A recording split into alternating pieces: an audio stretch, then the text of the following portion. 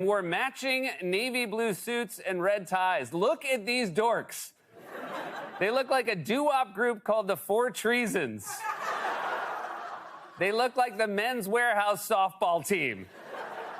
They look like a singing group called Magapella. It looks like they put Mitt Romney in a cloning machine, but something went a little more wrong with each copy. So good. It's been like keeping up with the single most depraved sitcom you've ever sat through, with a rotating cast of guest stars playing the part of cheerleaders and matching outfits and everything. Today, rows in court reserved for Trump's guests were so bloated with members of the Pick Me Caucus, elected Republicans transparently and vainly seeking Trump's recognition and praise, that one of his advisors reportedly asked some of them to sit in the back of the room. They were out of room. The only thing more humiliating than that is the fact that in attending court today, those Republicans, either wittingly or unwittingly, sacrificed their House majority for the day. That body's oversight committee had to reschedule a hearing this morning on contempt charges for Attorney General Merrick Garland, likely because so many Republicans were at Trump's trial. Just one political stunt running up against another political stunt. And again, like a bad sitcom, there were weird crossovers from other Trump trials. Our producer in the room today noticed right away that Jeffrey Clark, yes, that Jeffrey Clark of oil spill fame, an architect of the fake electors plot, was sitting among the general audience. Joining our coverage, former Republican Congressman, MSNBC political analyst David Jolly, who I've wanted to talk to for days about the goings-ons in New York, and former Chief of Staff at the Department of Homeland Security, Miles Taylor, whose opinion I have also sought. Basil is still with us. All right, David, what new is there to say about the debasement, both of the body in which they serve, the party in which you and I were once members, and the rule of law? These guys standing around, I mean, no one defended Trump's conduct, and now they're all defending the crimes he committed to cover up the conduct. Yeah, Nicole, I think what's new to say is this. Look who's not there. The thousands of protesters that Donald Trump asked to come to his side, the millions of Americans that he says are outraged by this, that Speaker Johnson and the backbench members of Congress say that they are there representing.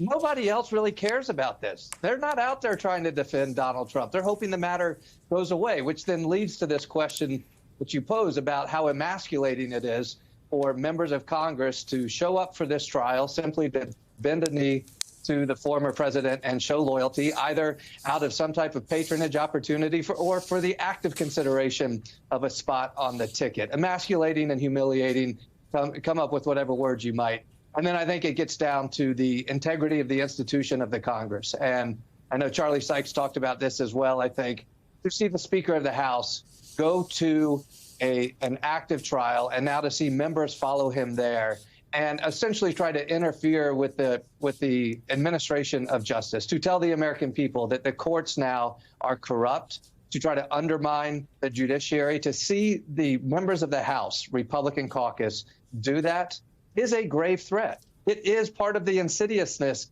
that leads to January 6th, to suggest that because law and order cannot be trusted, we then have to take this in our own hands. They might be wearing blue suits and white shirts and red ties, but each one of them might as well be carrying the pitchforks and the bats that we saw on January 6th, because they are challenging democracy in that courtroom just as much as the protesters on January 6th were. And Miles, just believe Matt Gaetz if you're a MAGA Republican and you don't believe David Jolly. This is AP's reporting of what Matt Gaetz did today. AP headline, Matt Gaetz evokes standing by language adopted by Proud Boys as he attends court with Donald Trump. Quote, standing back and standing by, Mr. President, Gaetz wrote as he posted a photo on social media of him with other congressional Republicans standing behind Trump in a hallway outside the courtroom where the former president's felony case is in its fourth week of testimony. We're at the you can't make it up phase of the story, Miles.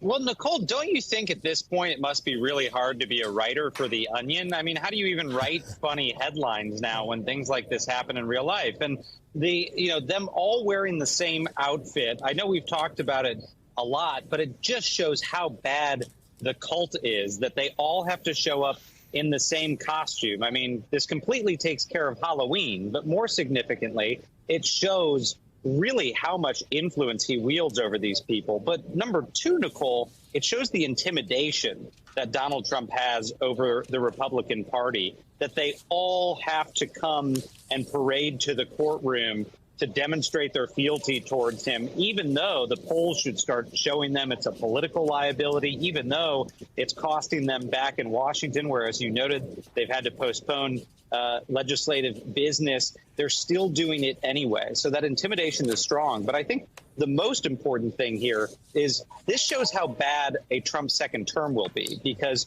the folks that you are seeing parade through that courtroom, that is Donald Trump's cabinet. Those are Donald Trump's allies. Those will be his leaders in Congress. These will be the people running a second Trump administration. If you think the Lauren Boeberts and Matt Gaetzes were on the sidelines in a first term, they are in the center of the arena in a second term, and some of them are in Donald Trump's cabinet running federal departments and agencies. And that's been the big takeaway for me at the trial in terms of the sideshow around the actual trial, is that these people represent who is going to run the American people's government. Trump's family members who've been there, and again, those disgraced officials who've run DOJ and other places from the administration who are hoping for some kind of redemption in a second Trump administration. And that should have people alarmed, because that is not a picture of a well-functioning government. That is a picture of an unqualified circus. You know, the criminal trial for the sex with the porn star that he illegally covered up with fraudulent business records is actually not his biggest political problem. His biggest political problem today is that 15 to 35% of Republicans in closed primaries are picking Nikki Haley, who's been out of the race for, I think, a little over 2 months. And that's in some ways more embarrassing than what he's on trial for. None of these people speak to that voter. Jeffrey Clark, Mike Waltz, Bob Good. I mean, these, you know, as Miles is saying, backbenchers turned center ring in a second Trump term. Andy Biggs, Eli Crane, Ralph Norman, Michelle Boebert. I thought it looked like the convention speakers list, but he's right. This is the cabinet. Anna Paulina Luna. You know, these are the people that keep Nikki Haley's numbers soaring in closed Republican primaries. And he's probably seething, Donald Trump, a little bit that he can't actually go out into the field and try to get those voters, even if he even cares about doing that, because he's stuck in a trial. But, you know, all jokes aside, what those members of Congress look like are an army.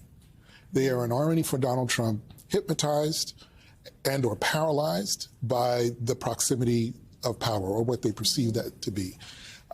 It scares me because, yes, they're potentially part of a Donald Trump cabinet, but where was that energy when children are being shot in schools? They didn't show up en masse to try to support the families of those victims. On all major policies that are affecting their constituents, they don't show up with this level of energy.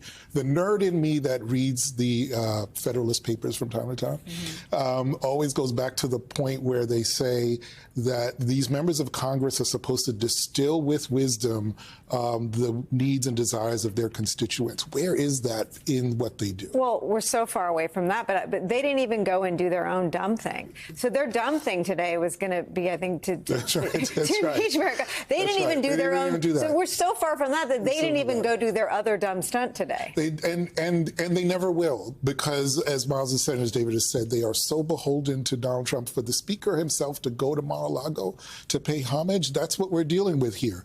And so, yeah, I think those Nikki Haley numbers, I'm glad that Joe Biden has at least the money advantage to go after those voters, right? But if you're looking for any sliver of what the Republican Party could be, that really is it right there. Yeah.